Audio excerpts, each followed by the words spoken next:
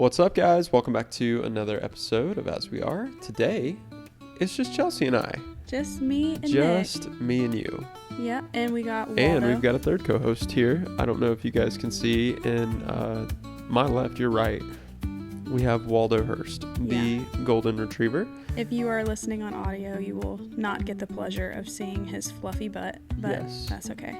Yes. I think you'll survive. My best buddy. No, you might not. I don't know. He's super cute. Hey, buddy. He adds a lot to our life. Yeah. He's awesome. He's my best buddy. Well, we're so pumped to be back together today. Transparently, we were going to have some guests this week, but their daughter got sick.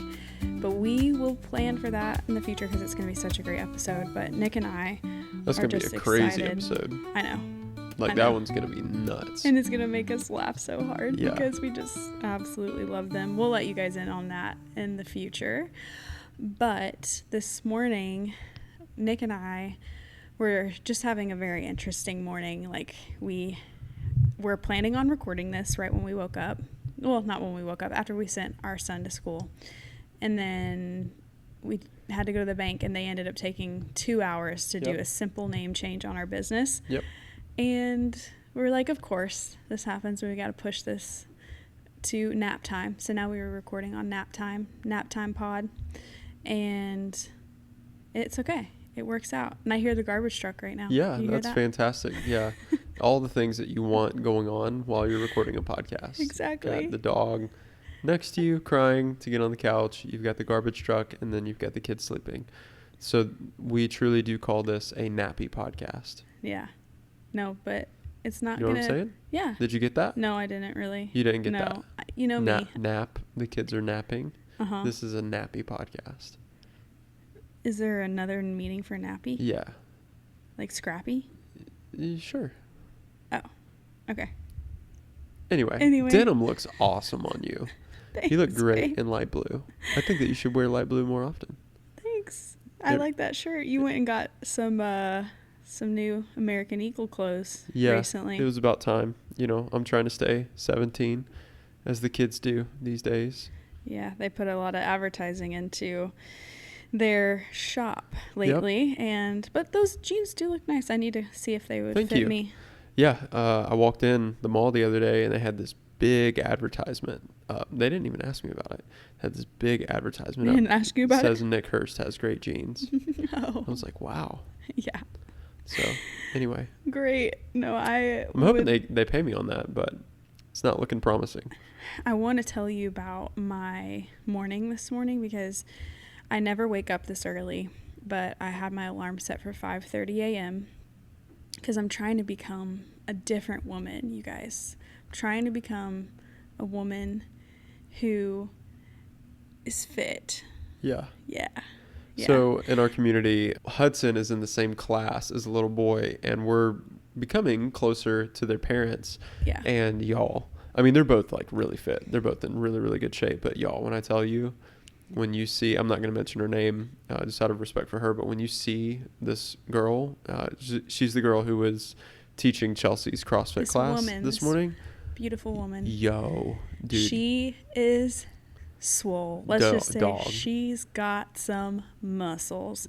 And what's really cool though, bro, she's built like a pickup truck. I'm telling you, dude, she is built Ford tough in all of the like best ways. Yes. And we're not saying this in a negative way, but you just don't see it very often. Like a woman actually like built super strong. No, I'm like jealous.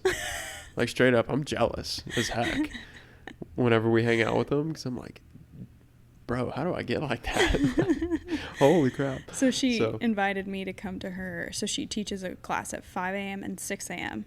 And she's like, I'll waive your fee if you come 5 minutes early before the 6 a.m. And I was like, bet, like I'll be there. And I was nervous because Samuel has been waking up quite a lot at night lately. We're not really sure what's going on. Maybe a regression. But I got very little sleep, not very great sleep. But I didn't think you were going to go. I still was like, let me just show up, because I told her I was really aiming to show up. And they did like all the things that you would expect in CrossFit that like CrossFitters know how to do, but like newbies takes a minute. But she was telling me, she's like, because you were a gymnast, you have great bodily awareness, which a lot of people feel really wonky when they walk into a class for the first time at CrossFit, because they just don't really know like how to handle the technique of different things. But I think because when I lived in Illinois, I did it for a while. I did CrossFit for a while. It felt like I just was really rusty. But they did a lot of deadlifts, a lot of like, there was a lot of biking this morning. Cycling or whatever they call it. Yeah, I was just really, really wiped after. But And no AC. you know what I'll say? Yeah. A lot of mornings I feel like I need some sort of boost of caffeine. But because I woke up that early and I got my heart rate up, I was like, man, I'm jazzed. I don't need anything. That's So, great for you. Yeah. I'm happy for you. Maybe it'd have that effect I'm happy on for you. No, it probably would. Yeah, it probably would for sure. You think? Yeah, no, I definitely think so. You still would want your coffee though? Yes. Yeah. Yeah, 100%. If you don't wake up and drink hot black coffee, first thing on the dome is hot black coffee, I don't trust you. Oh, so you don't trust me?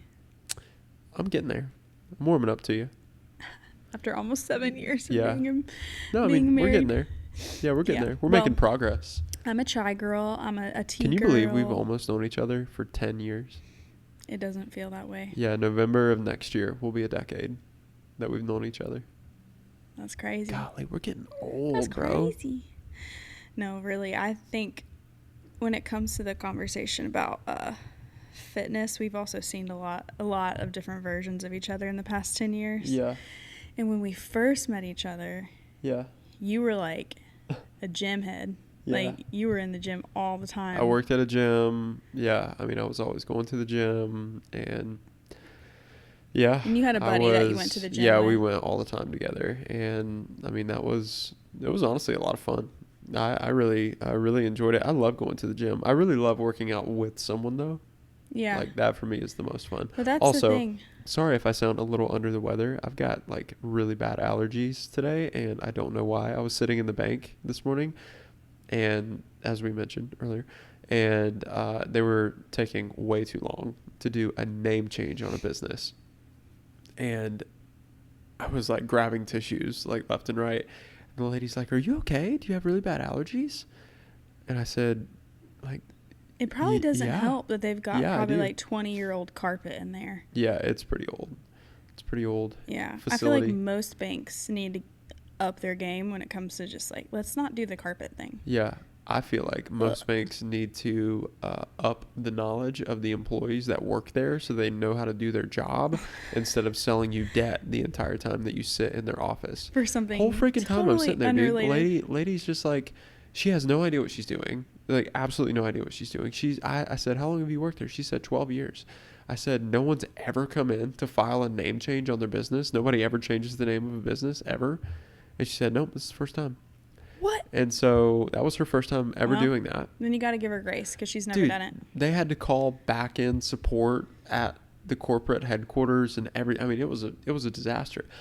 And while I'm sitting there for 2 hours for what should have taken 5 minutes, the lady's like, asking me like, "How much money do you guys run in your business?" And da-da-da. And, "Oh, what's your overhead? And do you want credit cards? We've got great credit cards."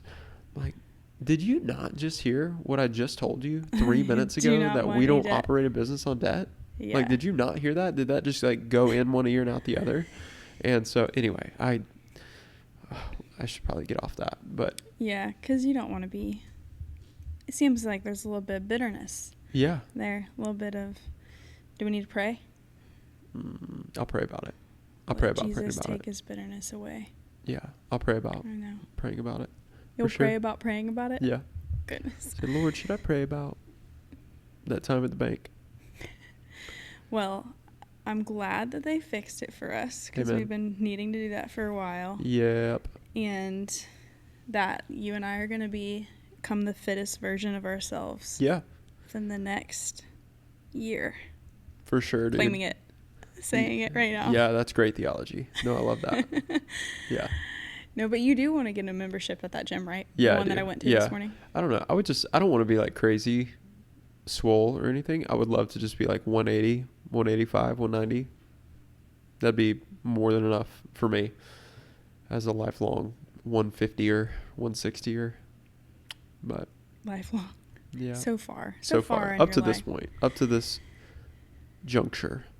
For me, it's not even like how I look physically. It's more so how I feel, but also just like knowing that long term we're setting our lives up to like have endurance and not be like couch potatoes when we're in our 50s, 60s, 70s, Yeah, you know? as we sit here on a couch. Yeah. Having a conversation. Yeah, so one of the biggest indicators of late life high risk mortality is, well, I guess all mortality is high risk, but essentially one of the markers that puts you at a high risk for mortality as you age is atrophy, muscle atrophy, which basically means muscle disintegration, or Wow. AKA if you don't have very much muscle tissue on your body, Oh, yeah. then you're pretty high risk for early death. And so you don't want to have too much.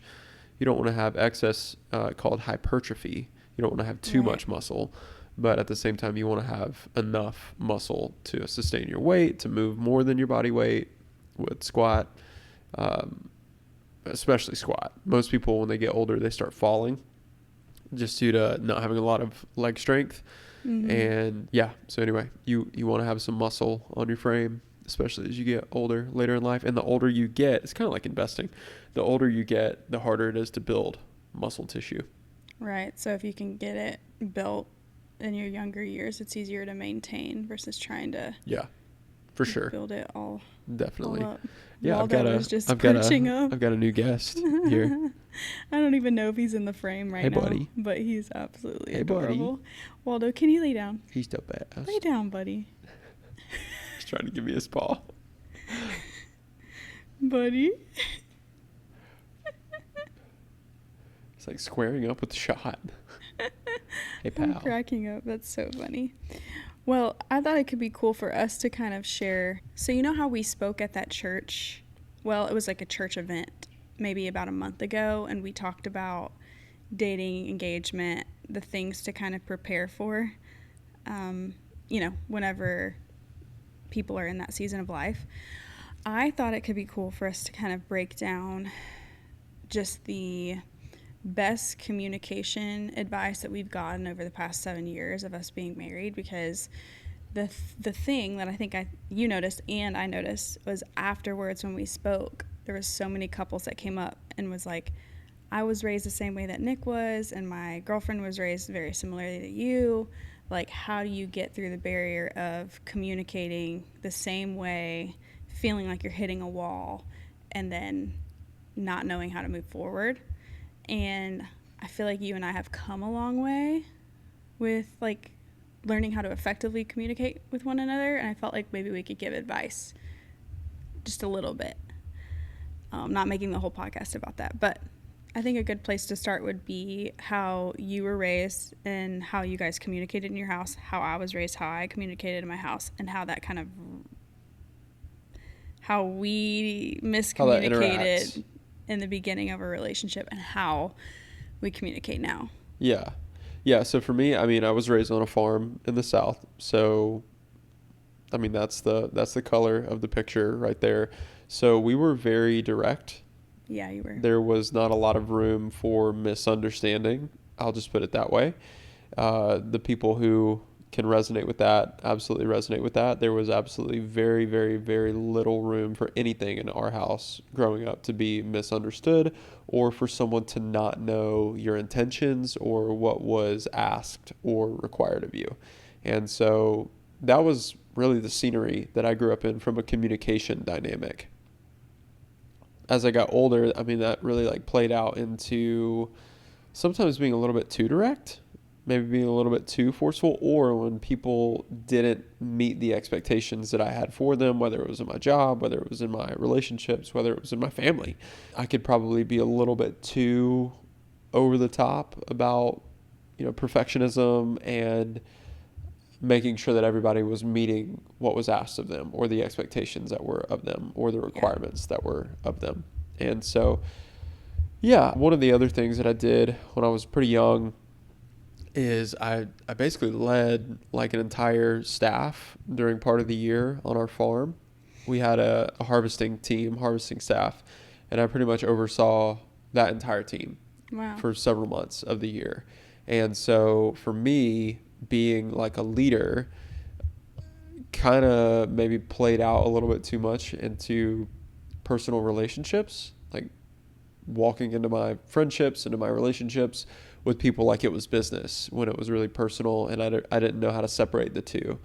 And so whenever I would talk to family members or close friends or like you, for example, um, I was maybe a little bit, sometimes probably a lot of bit too,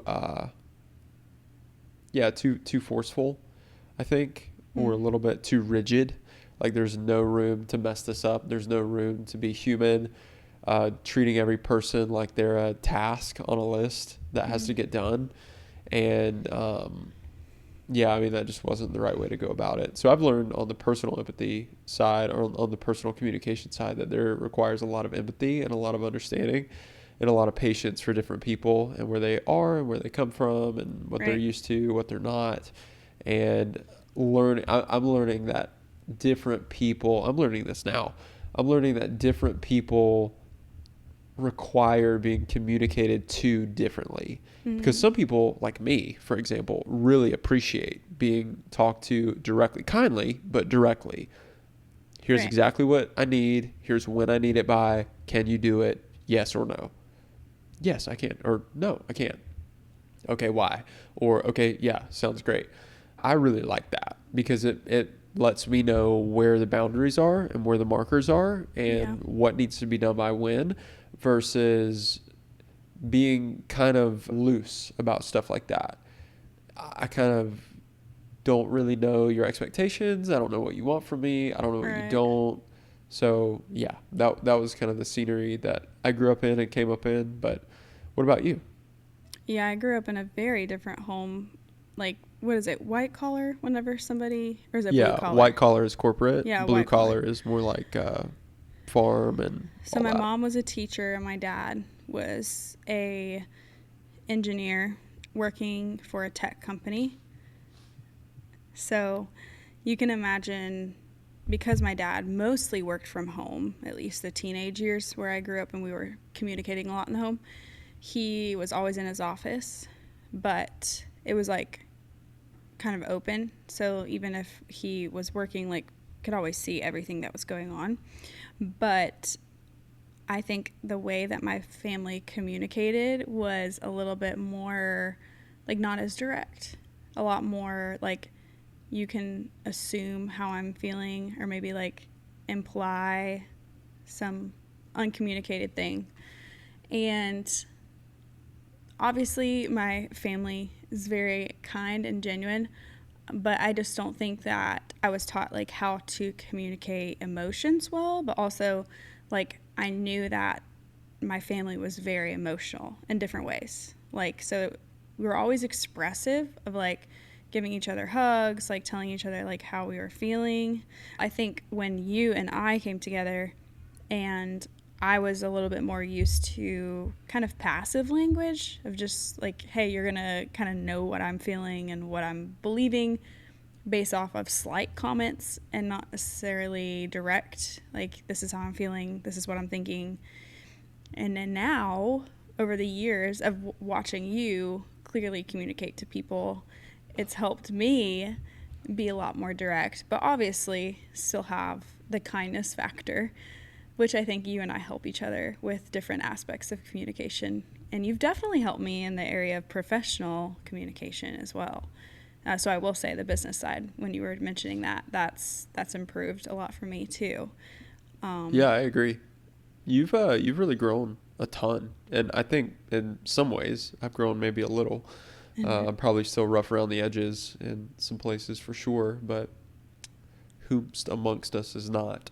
So But you're a lot more empathetic. I think even in the early stages of a relationship, like, do you remember some of the comments that we would get sometimes of just oh like yeah. how like Oh our dude, there communication had to styles were. there had to have been 150, 200 comments on, a series, maybe 5 different videos. that people were like, oh, dude, they're not going to last a year. Yeah. They're going to Well, break up. mostly I think because they were perceiving the way that you communicated as like harsh and like you were mentioning, like just like really direct. And most people online are not really used to even being communicated super direct unless they're like listening to Dave Ramsey. Yeah, yeah. If you listen to And if Dave you Ramsey, get on you're Dave used to it. Ramsey. Yeah, well, honestly, I mean, if I can just be really candid for a minute, I think that's why so many in our generation get offended because Really? they've never had someone speak to them and love them enough to tell them like it is. Because, I mean, my dad, like, I mean, I love my dad, dude. I love my dad probably more now than I ever have. But my dad would say, he'd look at me square in the eye and say, son, you're lazy. Like, you're not meeting the expectation that's been asked of you. And you know what? I'm grateful for that because as Mm. a grown man now in my late 20s, gonna enter my 30s here pretty soon, I know what a hard day's work actually looks like, and I know how to get up and get it done. And that's not being Yeah. arrogant, that's just being honest. And we have really, there's a great book. It is such a good book. If you're listening, go buy it. I don't know who wrote it. I don't know the author. I've never met him, probably never will, but it's such a good book. I believe it's called The Coddling of the American Mind. Oh, really? Oh, yeah, Oh that my was the one goodness. that Holy moly. was it one of our pastors mentioning? Yeah, I think Brad did, yeah. Yeah.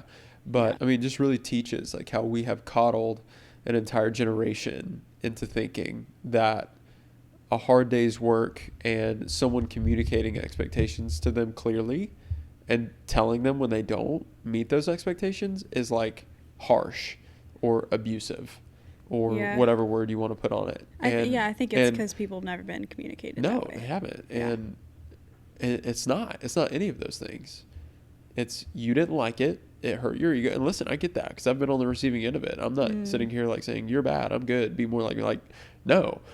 I've been on the receiving side of it and it sucks. But if you'll receive it, it can grow you and it can make you way better as a person, leader, husband, dad, father, mother, whatever you are. And so there can be this line between being clear. It sounds so cliche, but it's true. Between being very clear and very direct with someone and also not being a complete jerk. Like you Yeah. don't need to be a butt in order to say what you need to say and be kind about it and be very clear about it. And that was what was hard for me very early on. I felt like they were mutually exclusive. Like you couldn't be clear And kind. and kind at the same time. You absolutely can. And I would argue that you should. Yeah, the person that comes to mind as you're talking is Cindy T. Oh, yeah. One of my close friends. Yeah, she's awesome. I remember distinctly when I was buying her a birthday present 2 years ago. And I wanted to add a couple of extra things. And occasionally I get like PR packages from companies. And there was a couple makeup pieces that I was like, oh, maybe she would like this. And she opened up the gift and she's like, Chelsea, this is so sweet. But I have to be honest with you, I don't wear makeup. And I was like, at first it kind of hurt me because I was like, oh, well, I gave you this gift, like, wouldn't you just accept it? But then I thought, like, this is a learning point for me to remember that Cindy does not wear makeup. And I can bank that and just remember that and also understand that she was being honest with me. And she's always been that way. Just like, can I be honest with you? And just like share her heart. And there's been many times in my friendships and in relationships where I just chose to silence that voice in my head that was like, tell the truth, share what's really on your mind, but in a kind way. And when I haven't, I've deeply regretted it. And I wonder how many of us in our generation are silencing that voice, which is the voice of the Holy Spirit. I really believe in those moments to just be clear and kind. So how that plays out in relationships and how we communicate today, and what I'd say to other dating couples, is to engage in those conversations that cause sometimes a rift. Maybe there's like certain areas of your life, whether it's financial or in-law related or, different friendship dynamics or whatever the case may be. You have to go into those conversations recognizing that nobody is attacking one another, even when they're being direct. I think I used to perceive you being direct with me as an attack on my character, and that was never the case. But because I had never been talked to that way, and also really around many people that were super honest with me in that way, I just took it personally. And I think that's where a lot of us go wrong, is we immediately think, oh, this person I'm in a relationship with is coming for me. Yeah. Hates me. Yeah. Yeah. In reality, why would they be with you if they're just attacking you the whole time? And if they truly are, and you're Yeah. discerning that, then Dump 'em. maybe just don't be with them anymore. Yeah. That's Maybe easy. you need to evaluate. Fix that for you. Yeah. Sorry, was that too direct? Yeah, you're 100% right. I mean, I even remember like us just getting in the dumbest arguments. I mean, Yeah. yeah, I mean, I'm not gonna bring up a bunch of Old stuff from the past, but just like jab comments and stuff like that. And I mean, it really doesn't have to be all of that. But I do think what you will have to do, like there is no option to choose about this. You really do need to understand, if you are in a relationship, you want to be in one, you're married, wherever you are, you really do have to understand the dynamic of how the person that you're with naturally communicates. Yeah. Because if you don't, I mean, you're going to be in a world of hurt. You're never going to feel understood. You're never going to feel heard. You're never going to feel like they care, because you're always like butting heads and you're always at war with one another psychologically. But when you can say, oh, okay, like I know, it's nothing about Chelsea's character. It's nothing about Nick's character. But like I know that Nick can sometimes be a little bit too direct. So when he says that, sometimes maybe we got to take that with a slight grain of salt. Or when Chelsea like says like, no, I mean, I really don't like, I don't care. Like, that's no, right. she might care. But, she just naturally doesn't want to cause friction, and so she'll downplay that. She might not care about something when she actually really deeply does. She's just afraid to cause a rift in a dynamic in a room with other people, or with the waitress at the restaurant. Like, hey, I'm not going to mention that I don't like this. Yeah, or that I don't like it, whatever it is. And so it doesn't just, pertain itself to relationships. I mean, it goes into all bleeds into it facets of life. Right. Yeah. And I think when you and I were first together, we were both pretty insecure in who we were. And also, I think, I'm not going to just say like you were insecure and I was insecure. I think we were just not as secure in who we were together, because we were still figuring each other out. Yeah. And now that we're a couple years in, I think we can like confidently say like several things about one another and our relationship dynamics, what works, what doesn't, what we do together, what we do separately, and say that it really does work well. And I think when couples are new or like early in marriage, there's a lot that's like every day is like a building block on one another, of like, okay, I'm going to choose into like continuing to invest in my relationship. I'm going to choose into going into like really great counseling. I'm going to choose into like being in great friendships, because that also bleeds into my marriage. I'm going to choose like all these choices that we make really like builds on one another, and it starts building up like our security in our marriage, in our relationships. And I think some of those steps that we've taken has like really deeply impacted our relationships. That's so good. I just would advise anybody who's listening, because I know we've got a lot of dating couples and people who are also early in marriage, to just keep choosing each other and to keep showing up and to keep like pressing into, like, even if you are agitated at one another, you have a couple weeks or months where you like cannot stand each other, that doesn't mean you need to call it quits.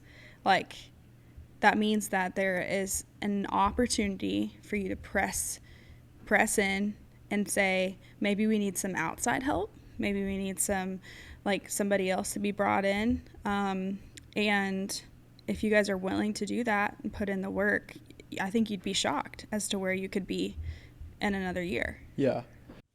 Bumping into the middle of the podcast today to just share a moment of gratitude that we are in partnership with an app called Devote. This is an incredible app that we've been using for months and months now, and we were actually part of some of the tweaks that they were making in the beginning of making sure that's a powerful biblical tool for us to have morning devotionals that are specifically tailored towards us. I wake up sometimes and I'm like, wow, Lord, like I really just want to encounter you today. And he meets me in his word every single time. And whenever I get a chance to read the devotional of the day that is on the Devote app, I'm always blown away by how accurate it is. There was a whole week that I was wrestling through some thoughts with just my call and role as a wife, and I never want to take that lightly. And the entire week I was being fed devotionals on biblical womanhood and being a wife, and I was just so grateful for it that this tool was used in the midst of a time where I was asking God a lot of questions. And so I think that this will serve you well. It's completely free, so you have absolutely no reason to not download it. If you just wanted to right now, just get the download started while you're listening to the episode, you just click the show notes and there's a link right there. Just go ahead and tap it, download it. I am just so grateful that we are able to run this podcast because of Devote. They have become like our sole sponsor as of now, and we're just so grateful that they want to partner with us and are excited about the mission of this podcast and bringing Christianity and faith conversations to culture, because that's really our goal and aim here. So download it today. You guys will not regret that at all. And let's get back into the conversation. So on communication, one of the last things that I'll mention is that sometimes it really feels like some couples believe that couples who have been together for a long time or they have a really healthy relationship never fight, never disagree, never butt heads, are never at odds. Yeah. And that is so not true. I've never met, and this is the case for us. Like I've never met a couple who was healthy, been married a long time, had a really healthy relationship, very generous people, all the things that you want to be in a marriage, all the things that you want to be in your dating relationship, all the things that you want to be when you're engaged. Never met a single couple who didn't fight, didn't disagree, didn't butt heads. The difference that I've seen, you've probably seen this too, the difference that I've seen is that the couples who have made it that long and not just gotten there, but they're healthy and they're excited and they're, constantly getting better. They fight really well and they don't attack one another's character. That someone said this, it's not me, but someone said this or something related to it, and I'll never forget it because the first time I heard it, I was like, you just kind of have one of those wow moments. Right.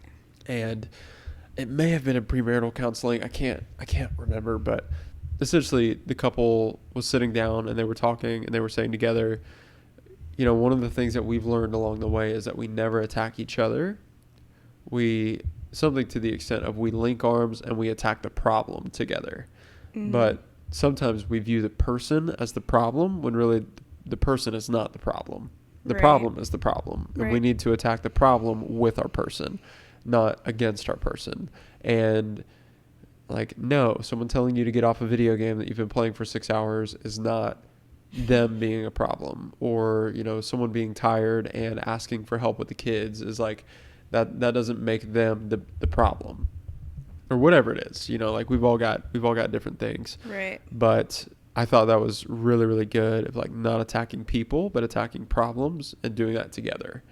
And if you can do that together, man, you're gonna have a really good relationship. But that takes a lot of self-awareness to know if you're doing that or if you're not.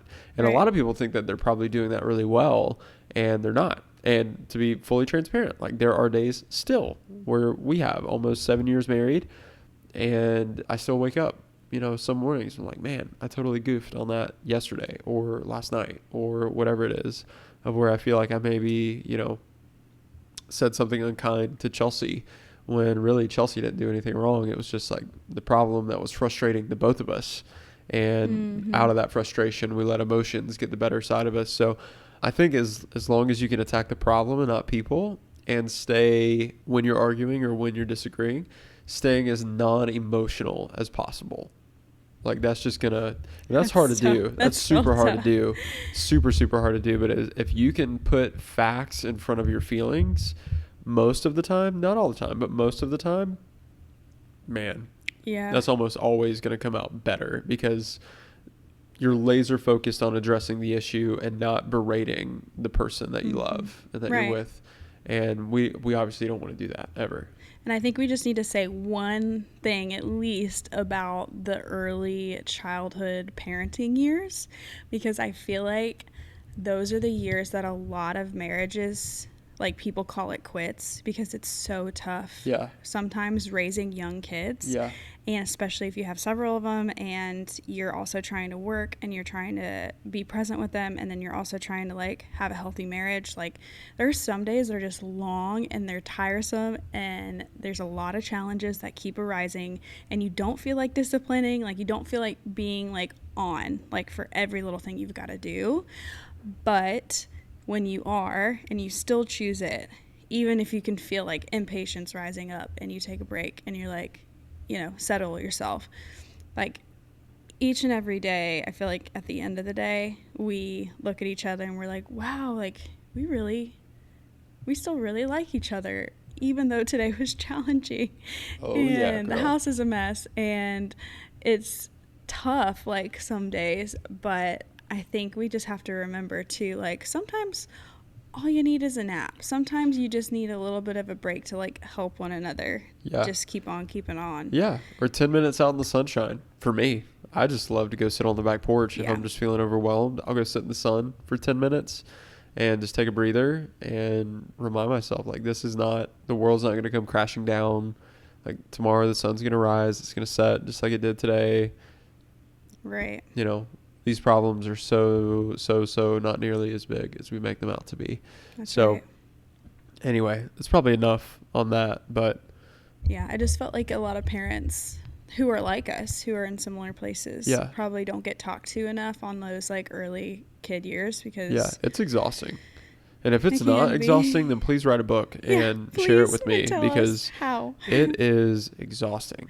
I think it's also like the dynamic of us having a business together and working together and always being in the home. Like Yeah. everybody's dynamics are different within their family, but I think because we do so much out of our home, like it feels like this is just the like central hub. central hub of everything happens here. It's like Atlanta for Delta. But anytime we leave, we crave being back. Yeah, I was in Oregon all last week and I was just like, oh my gosh, I want to go home. I want to go home so bad. And yeah, so I love being home. I love being with the kids. I love being with you. Me too. It's exhausting to your body, but it like fills your soul, like fills your heart. And when you don't have it, at the end of the day, you're like, this was a full day. Yeah. Filled with responsibilities that I accomplished. Yeah. If that makes sense. I would way rather go to bed physically and mentally drained, but emotionally and spiritually full, than go to bed emotionally, spiritually drained, and physically, mentally like full. Yeah. Does that make sense? Yeah, like feeling like you didn't give what your body could. Yeah. Or giving mind what could. like I as a whole Yeah. could, you know? Yeah, I agree. Yeah, because like kids are, they're tiring, but They they're are. they're like the best. They are. I mean, I was telling a lady at the bank earlier, and she was like talking to me. She's like, "So is that your only kid?" When you and Sam Mhm. came in, it's like, "No, we have a 4-year-old too." And she's like, "Oh my Lord, like God bless you." And the way people and I was act. like, I told her, I was like, "Yeah, God has blessed me. Like God has blessed me. I love my kids. Like they're the best. Yeah. I want to have more." And she's like, "Man, that's awesome. You know, I just don't hear that enough." Like, yeah, I we love need my to family. hear it. We need to hear it more. And I think there's a couple people I follow that like talk so highly about motherhood and parenthood, and I love that because I'm like, the body of Christ has to look different when it comes to valuing family, because we hear so much negative stuff outside of Jesus in the church about like, don't get pregnant until you're this and this age, or until you've accomplished this, because then your life stops, or then all the things completely halt. And we have like experienced the complete opposite. It's hogwash. It's been so many doors have opened for us as far as work, but also when you have kids, it gives you a drive and a desire to do these things for beyond just yourself. Yeah. And to bless them and generations to come. It's like you become less you focused and more outward focused of Yeah. like generationally thinking. Yeah. Yeah. Thinking about my kids, who I'll never meet, but, Right. you know, I can affect their life by the decisions that I make today. Yeah. And that's cool to think about. You know, That's right. like you really want to touch a day that you'll never see, get your crap together and start dumping money in your Roth IRA. That's one way to do it, you know?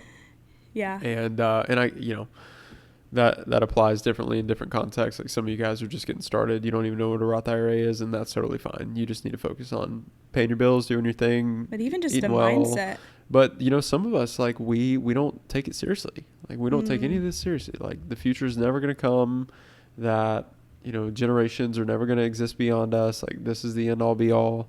And that's not right either. And so I do think that you can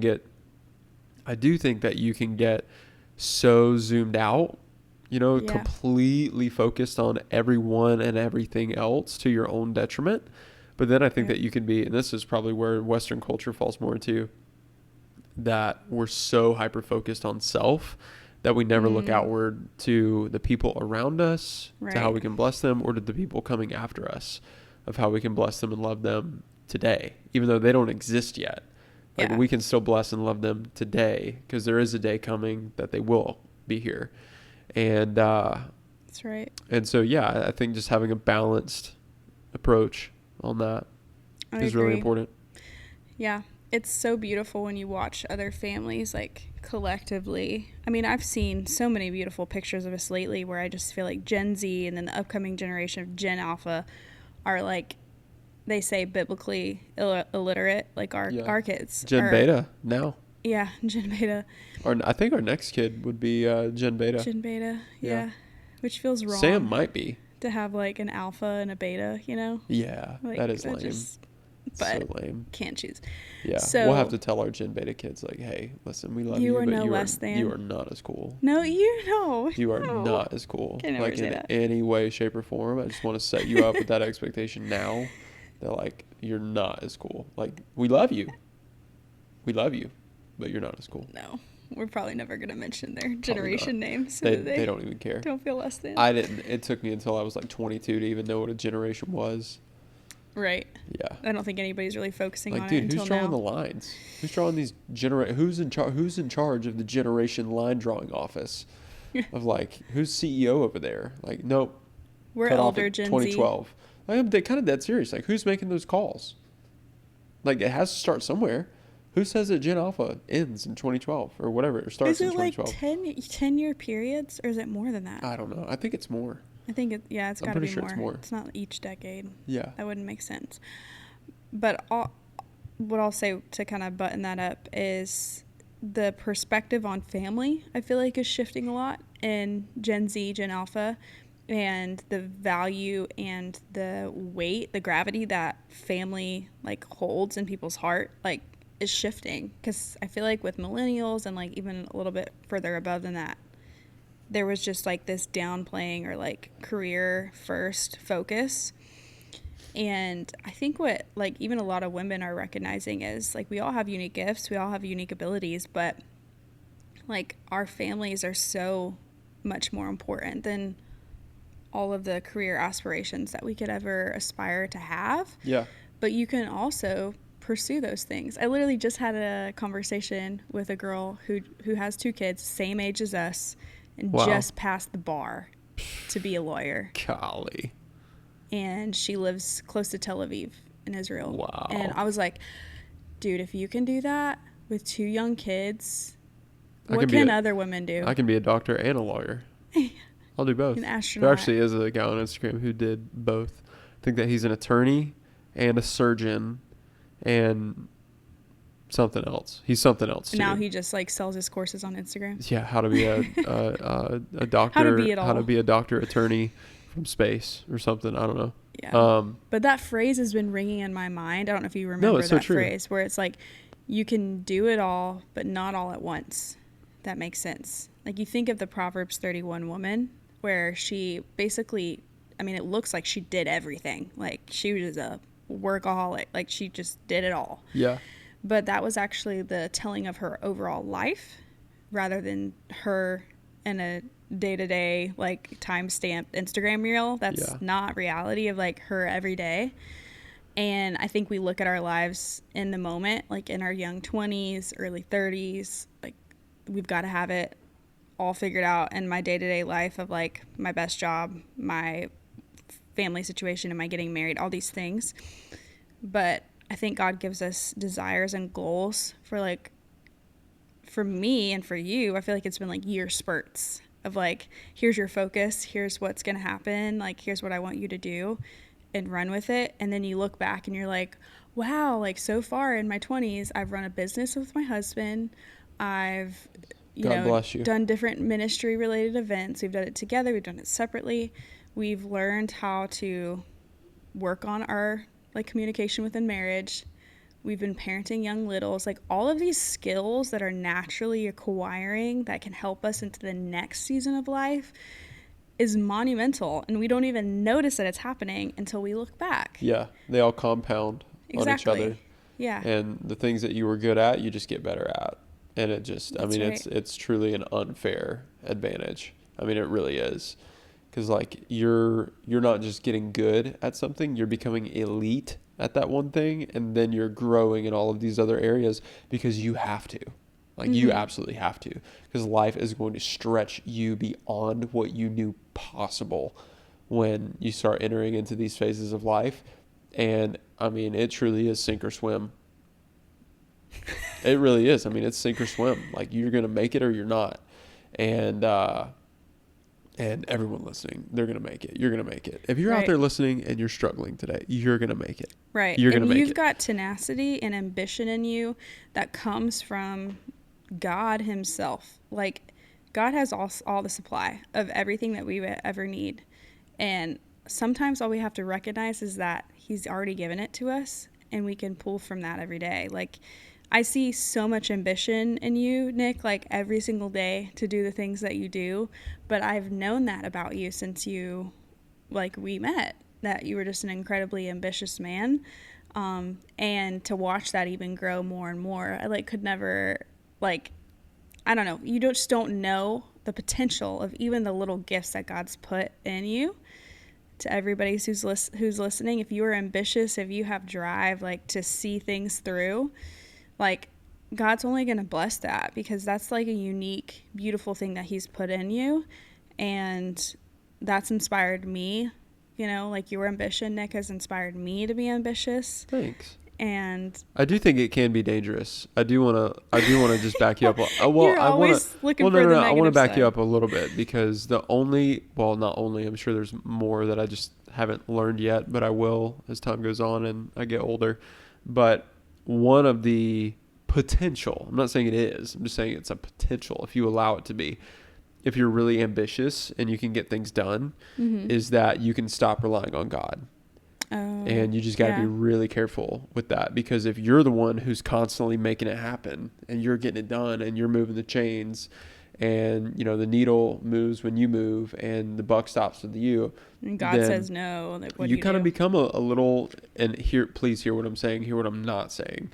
But you can, if you allow yourself to, you can become a little mini God in your own world, of where everything revolves around you. You move all the chess pieces on both sides of the table, and it just kind of becomes this revolving, cycle. And that, to me, that's where I see a lot of these, like, mega CEOs who, I can't remember who. That's a sad story. I'm not going to get into that, but a lot of these, like, big time CEOs, big time players, big time movers and shakers, they get all this money, they get all these houses, they get, all of these accolades and things done, and then they get to the end of their life, or they just get into, like, their 40s and 50s, like, into the high earning years of their career, and They're never content. no, they're not content. They're miserable. Like, their wife doesn't want to stay with them, or their husband doesn't want to stay with them. Some of these killer female CEOs, and it's just like, man, you made all this money, you bought all these properties, like, you did all this stuff, you accomplished everything that you set out to accomplish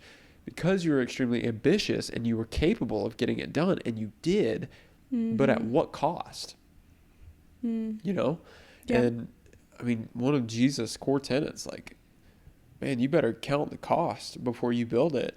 And so for me, someone said this to me years ago, and it just really stuck with me. They said, Nick, I love that you're not just walking with Jesus, you're running with him. Just make sure that you don't get ahead of him.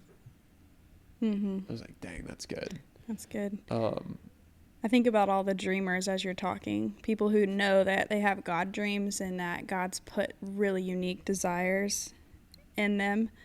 And I think about God's timing and how obviously it's perfect, but a lot of times we get excited about, like, if God's given us a download of, like, I want you to do this one thing, I want you to write this book, or I want you to, you know, publish this website or work on this ministry. I think I have a couple of friends now. I didn't used to always have these kind of friends where they would tell me about an idea that they had and they then would say on the back end, but I know that that's probably going to happen in my 40s or my 50s. And I'm just like, whoa. I've never had somebody in my life until the past couple years where they've been able to say, I'm so excited about this thing. I know God's given me this dream, but I know I'm not ready for it yet. yeah, totally. And I was it's I was in the huge. car with someone the other day, headed to the airport in Portland, Oregon. Beautiful place, by the way. Yeah. And we were just chatting back and forth, and he was asking me about my, dreams and vision and just what I felt like God was calling me to do in ministry. And he was just saying, he was like, hey, I really appreciate that you have such a heart for the United States. Because most everyone I meet, they want to go outside the United States. They want to go here. They want to go there. They want to go everywhere. And I stopped him. I said, no, don't misunderstand. I absolutely do have a heart for the other places in the world, but that's probably going to be something for my 40s or for my 50s. But while my kids are young, while my marriage is still wet behind the ears, which just is another way of saying young, I forget how country I am Wet behind the ears. until I was like, what does that even mean? when a cow is born, they're wet behind the ears. A little fun fact. It's so funny. But yeah, like while all these other things are going home, or while these other things are going on at home, I don't want to be off in China, like leading, people to faith while my kids are at home suffering because their dad is not present because he cared more about ministry than he did about his family.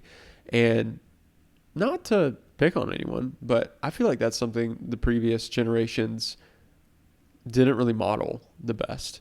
I mean, they were really quick to leave their family, like whatever, for months at a time to go overseas and do everything else while their family at home suffered. And I love Tozer. Tozer's written some of my absolute favorite books, but when Tozer died and his wife got remarried, I can't remember the guy's name that she remarried. You can look this up. Feel free to Google it, whatever. But she remarried after A.W. Tozer died. And she said something to the extent of, Tozer loved God or Tozer loved the church. I can't remember. It was one of these. Tozer loved God, but essentially the impetus of it was Tozer loved God, but my new husband loved me. And that's sad to me. That's just really sad. Because your marriage should be a picture of the love that God has for his church. Yeah. And if that's lacking, then was ministry an idol? Yeah. Yeah. It's tough. Yeah, it absolutely can be, for sure. I mean, I think for many it is. Because I think what you can get into is the mistake of wrapping your identity into what you do. I mean, that's a wrestle with anybody, no matter what field you're in or what gifts God has given you. Is like, over time, if you are spending all of your waking time, all of your waking moments, like working on these things, it's so hard to not wrap who you are into what you do. Yeah. We had this questionnaire that we had to answer on this trip in Oregon, and it said, aside from what you do as an evangelist, how confident are you in your identity as a beloved child of God? Like 1 to 10, and you had to answer it. And I'm obviously not going to share here what I answered, but I think that's so important. And I remember a few years ago we were just having a lot of conversation over the dinner table of, why is it anytime I go somewhere and I meet somebody, it's like the first question is, hey, what's your name? Hey, I'm Nick.